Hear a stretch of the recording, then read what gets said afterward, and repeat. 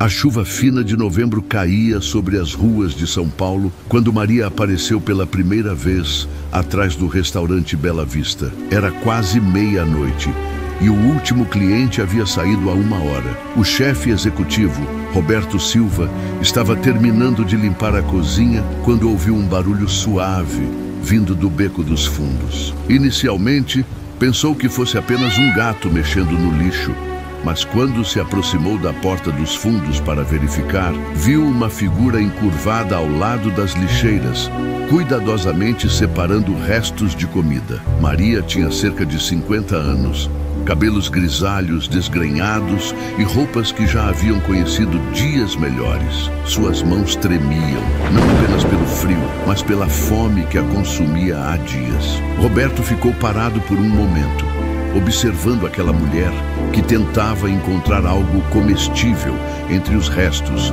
que seu restaurante havia descartado. Algo em seu peito se apertou, uma mistura de compaixão e vergonha que ele não conseguia explicar. Ele havia crescido em uma família humilde no interior de Minas Gerais, onde sua avó sempre dizia que nunca se deve deixar alguém passar fome se você tem comida para compartilhar. Mas agora, aos 42 anos, bem-sucedido e respeitado na gastronomia paulistana, ele havia se esquecido dessas lições simples da infância. Roberto se aproximou devagar, não querendo assustar Maria. Quando ela percebeu sua presença, imediatamente se afastou das lixeiras, com os olhos baixos e as mãos trêmulas. "Desculpe, senhor", murmurou ela. "Eu não estava fazendo nada de errado.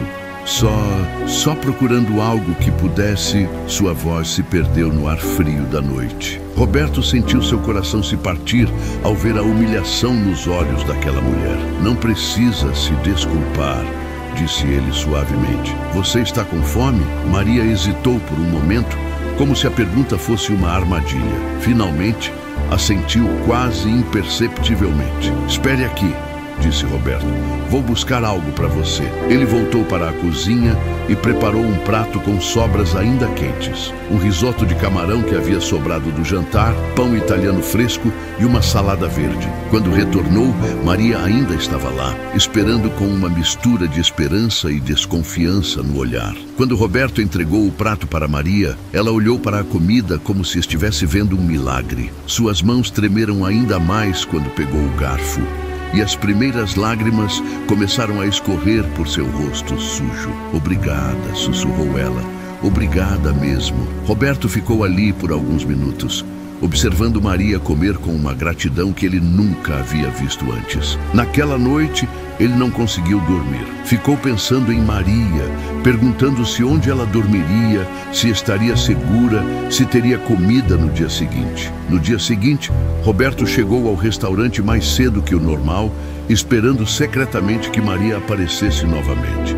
E ela apareceu. Desta vez, ela não estava mexendo no lixo, mas sim esperando timidamente perto da porta dos fundos. Roberto sorriu e acenou para ela se aproximar. "Boa noite, Maria", disse ele, pois havia perguntado seu nome na noite anterior. "Você gostaria de jantar?" Os olhos de Maria se encheram de lágrimas novamente, mas desta vez eram lágrimas de alívio e gratidão. Essa rotina continuou por várias semanas. Todas as noites, depois que o restaurante fechava, Roberto preparava um prato especial para Maria. Não eram apenas sobras agora, mas refeições cuidadosamente preparadas, nutritivas e saborosas. Durante essas conversas noturnas, Roberto descobriu a história de Maria. Ela havia sido professora de literatura por mais de 20 anos. Uma mulher educada e respeitada em sua comunidade. Mas uma série de tragédias havia destruído sua vida. Primeiro, perdeu o marido em um acidente de carro. Depois, sua filha única morreu de câncer. E, finalmente, uma depressão profunda a fez perder o emprego e, eventualmente, sua casa. Sem família para ajudá-la e com a aposentadoria ainda distante, Maria se viu nas ruas, lutando para sobreviver dia após dia. Roberto ficou chocado ao descobrir que aquela mulher que ele havia encontrado procurando comida no lixo era, na verdade, uma pessoa culta e inteligente que havia simplesmente tido azar na vida. Conforme os dias passavam, Roberto começou a notar mudanças em Maria. Ela estava ganhando peso, sua pele estava mais saudável e havia uma luz em seus olhos que não estava lá antes. Mais importante ainda, ela começou a falar sobre literatura, citando Machado de Assis e Clarice Lispector, com uma paixão que fazia Roberto perceber o quanto ela sentia falta de sua antiga vida. Uma noite, Roberto teve uma ideia. Seu restaurante sempre havia sido conhecido pela excelente comida, mas ele queria fazer algo diferente, algo especial. Maria, disse ele, você gostaria de me ajudar com um projeto? Maria o olhou com curiosidade. Eu estava pensando em organizar noites de literatura aqui no restaurante. Jantares temáticos onde os clientes poderiam desfrutar de boa comida enquanto ouvem discussões sobre grandes obras da literatura brasileira. Você poderia ser nossa anfitriã literária? Maria ficou em silêncio por um longo momento, processando a proposta. Mas Roberto, disse ela finalmente, olhe para mim. Eu sou uma moradora de rua. Quem vai querer ouvir o que eu tenho a dizer? Roberto sorriu e colocou a mão no ombro de Maria. Você é uma professora, Maria. Isso nunca mudou.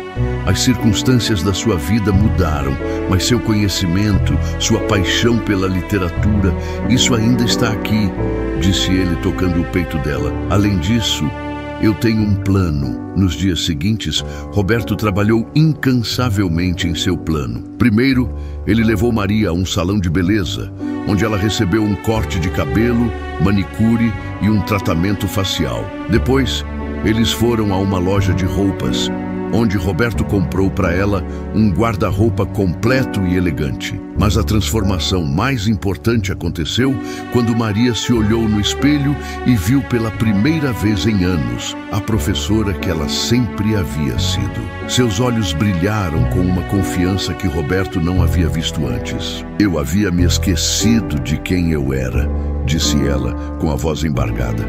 Obrigada por me lembrar. A primeira noite de literatura no Bela Vista foi anunciada discretamente, apenas para clientes regulares e alguns amigos de Roberto. O tema era Machado de Assis e a ironia da vida.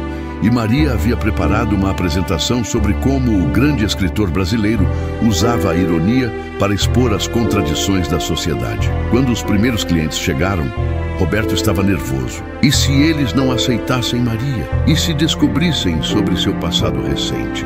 Mas suas preocupações se mostraram infundadas. Maria subiu ao pequeno palco improvisado no canto do restaurante e começou a falar. Sua voz era clara e apaixonada. Suas palavras eram eloquentes e envolventes. Ela falou sobre Dom Casmurro com uma profundidade que fez os clientes se inclinarem para a frente em suas cadeiras, completamente absortos. Ela citou passagens de memória, analisou personagens com uma perspicácia que vinha de anos de experiência em sala de aula e conectou os temas de Machado com questões contemporâneas de uma forma que era ao mesmo tempo intelectual e acessível. Quando Maria terminou sua apresentação, o restaurante ficou em silêncio por um momento. Então, uma pessoa começou a aplaudir, depois outra, e logo todo o restaurante estava de pé, aplaudindo entusiasticamente. Roberto sentiu lágrimas em seus olhos enquanto observava Maria receber o reconhecimento que ela merecia. Após a apresentação, vários clientes se aproximaram de Maria para fazer perguntas e elogiar sua palestra. Uma senhora idosa segurou suas mãos e disse: "Minha querida, há anos não ouço uma análise tão brilhante de Machado de Assis. Você é uma professora extraordinária." Maria sorriu, e Roberto pôde ver que ela estava se lembrando de quem realmente era. A notícia sobre as noites de literatura no Bela Vista se espalhou rapidamente. Jornais locais escreveram artigos sobre o restaurante que alimenta tanto o corpo quanto a mente, e as reservas começaram a se esgotar semanas antes de cada evento. Maria se tornou uma pequena celebridade no cenário cultural de São Paulo, conhecida por suas análises perspicazes e sua capacidade de tornar a literatura clássica relevante para o público moderno. Mas Roberto sabia que o verdadeiro sucesso não estava nas críticas positivas ou nas reservas esgotadas. Estava no brilho nos olhos de Maria, na confiança que ela havia recuperado, na forma como ela caminhava com a cabeça erguida novamente. 6 meses depois daquela primeira noite, quando ele a encontrou procurando comida no lixo, Maria havia se tornado uma parte integral do Bela Vista. Roberto havia oferecido a ela um apartamento pequeno, mas confortável acima do restaurante. E ela havia aceitado gratamente. Ela não era mais uma moradora de rua. Ela era uma professora novamente, uma intelectual respeitada, uma mulher que havia encontrado seu lugar no mundo mais uma vez.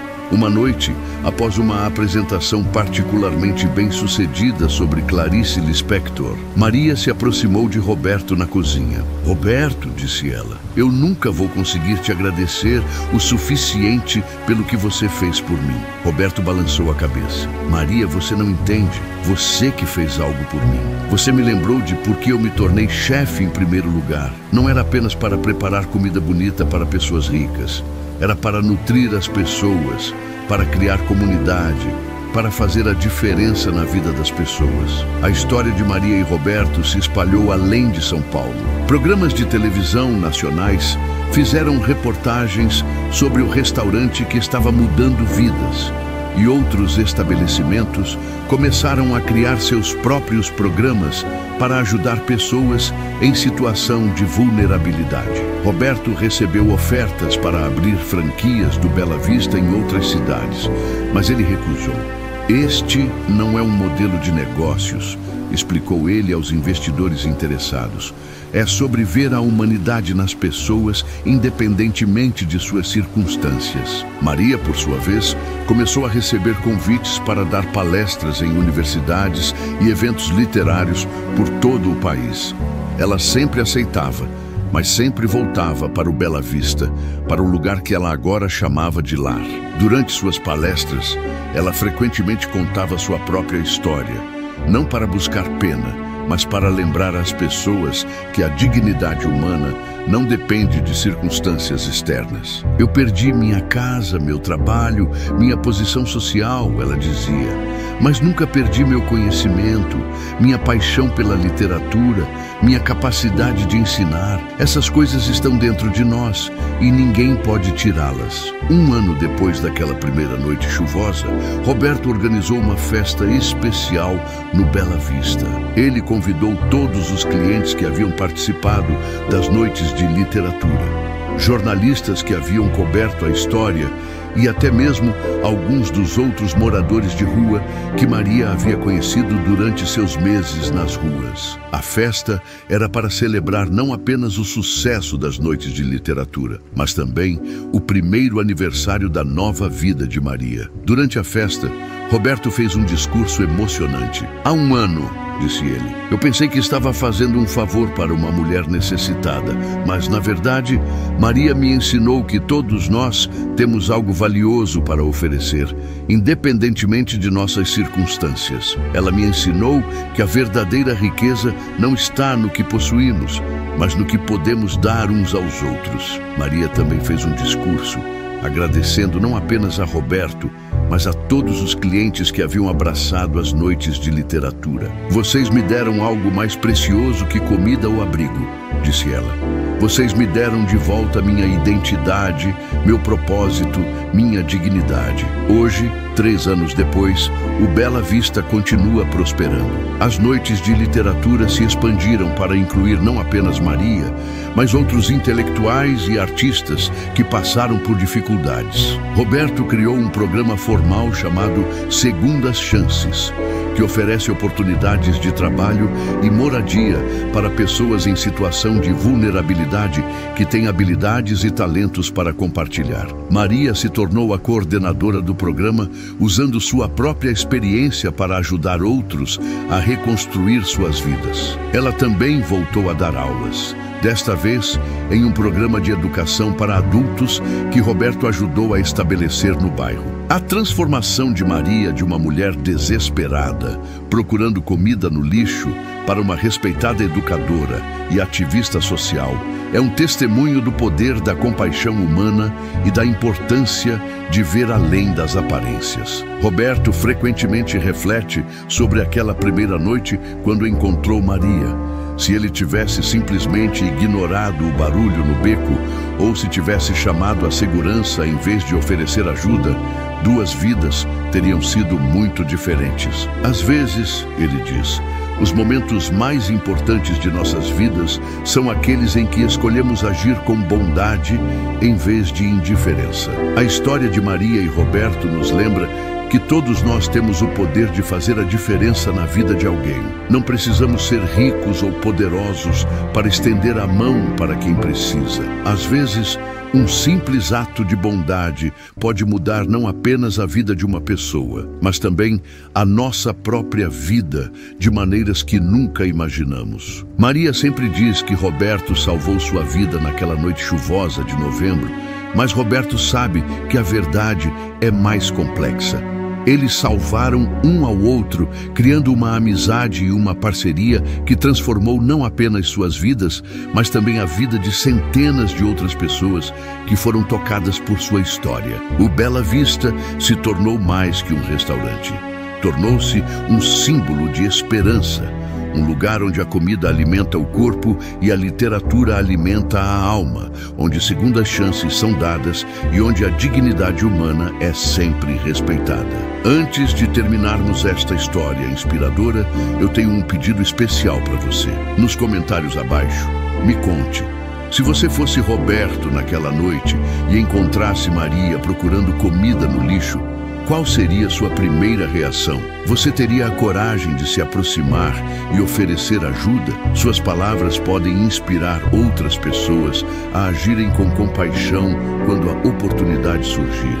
E se esta história tocou seu coração, não se esqueça de deixar seu like e se inscrever no canal para mais histórias que restauram nossa fé na humanidade. Compartilhe este vídeo com alguém que precisa ser lembrado de que pequenos atos de bondade podem criar grandes transformações. Juntos, podemos criar um mundo onde ninguém precisa procurar dignidade no lixo, porque todos nós estamos dispostos a oferecê-la gratuitamente.